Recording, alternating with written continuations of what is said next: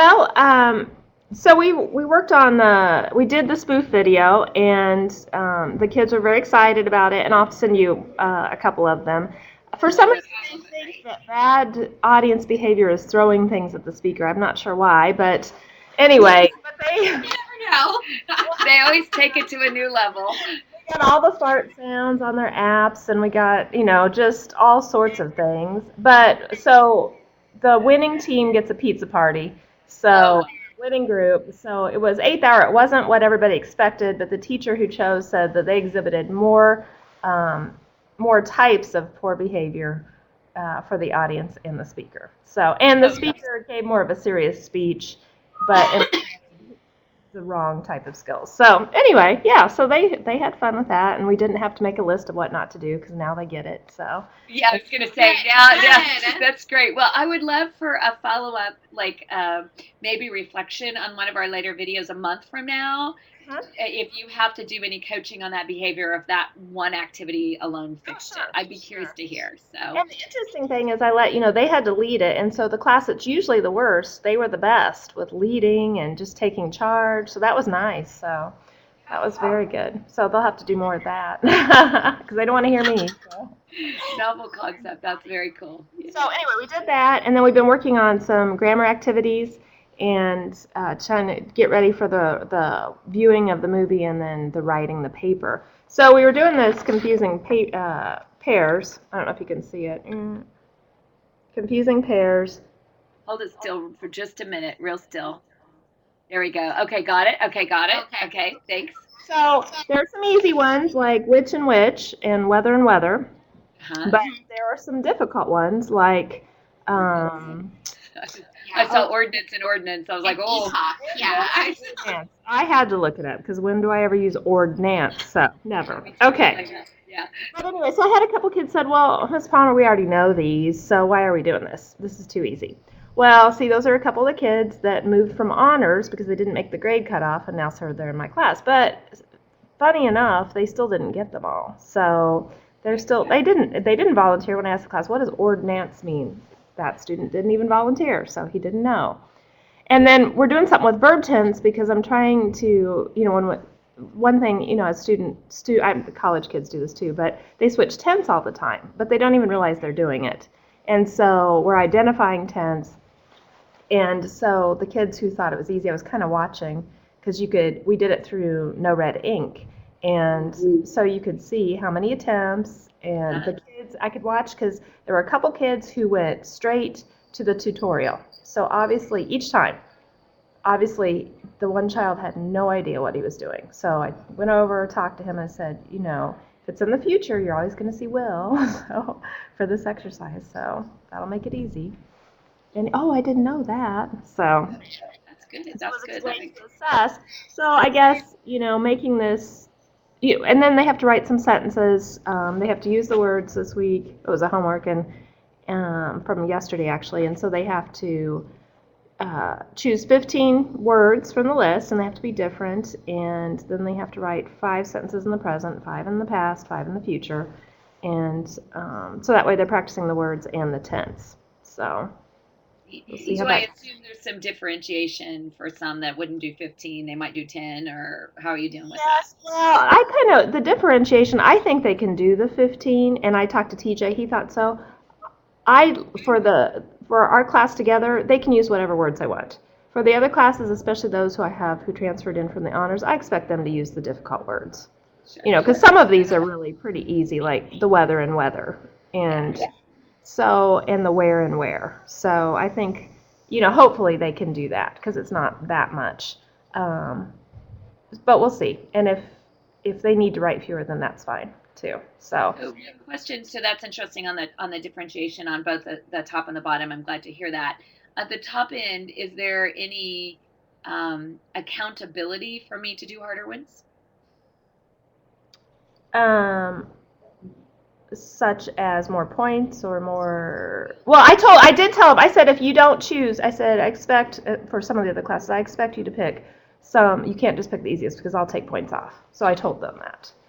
But I wonder if you actually have them. Like, could you tier those words and say they have to have so many in each tier?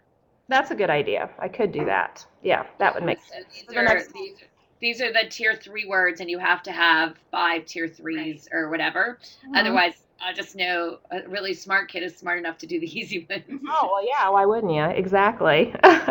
That's a good idea because we're going to continue with the confusing pairs because what I liked about this list is they mispronounce them all the time. Like we had immigrant and emigrant, and I couldn't tell you which one's which because I barely hear it myself when we listen, because we did on dictionary.com, so it's fine. As long as you use the right one, Right. It's and the you're spelling right. that makes the But difference.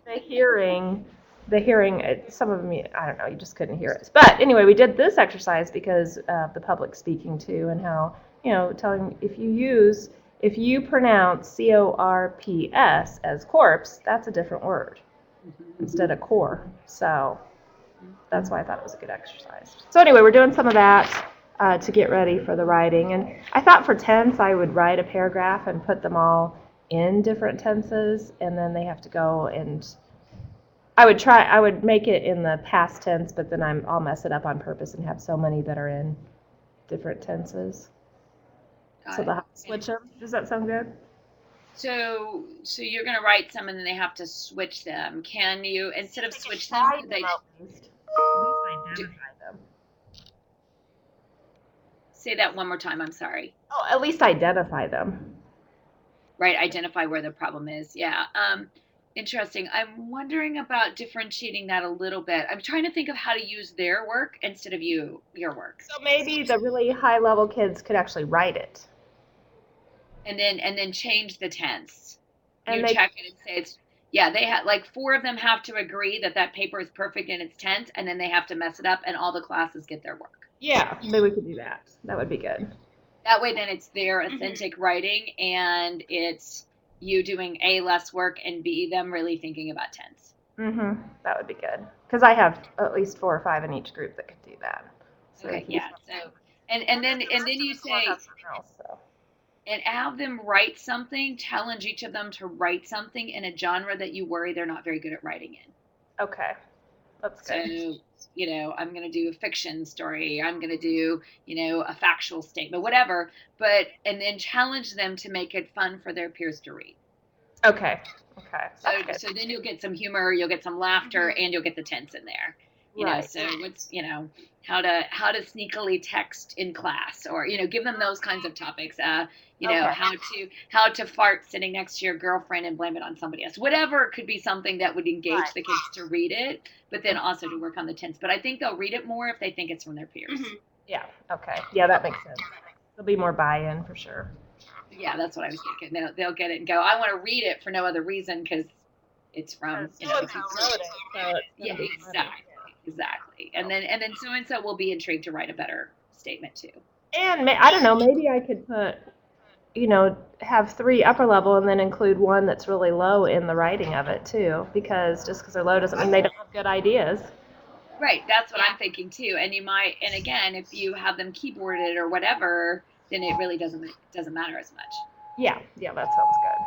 I think that's a great idea. So 3 high and 1 low. I think that's a great way to do it. And they all agree these are the 4 sample paragraphs their class should try to edit.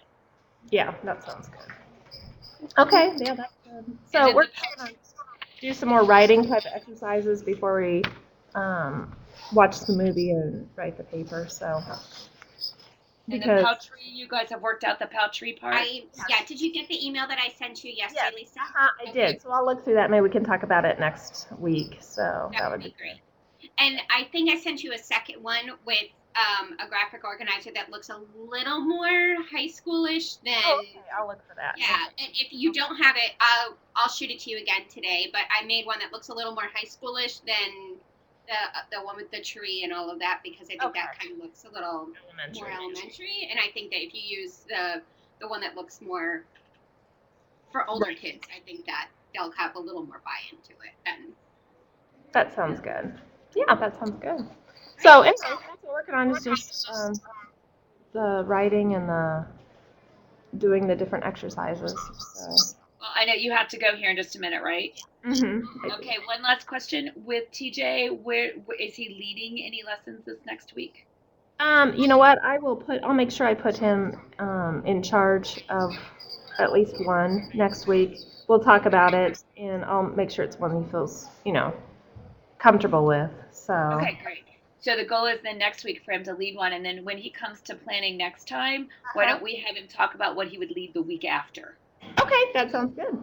That way we're starting to get him in more of that leadership role. Okay, I know you got to go. Your kids think you're talking to strangers. Have a good day. Bye.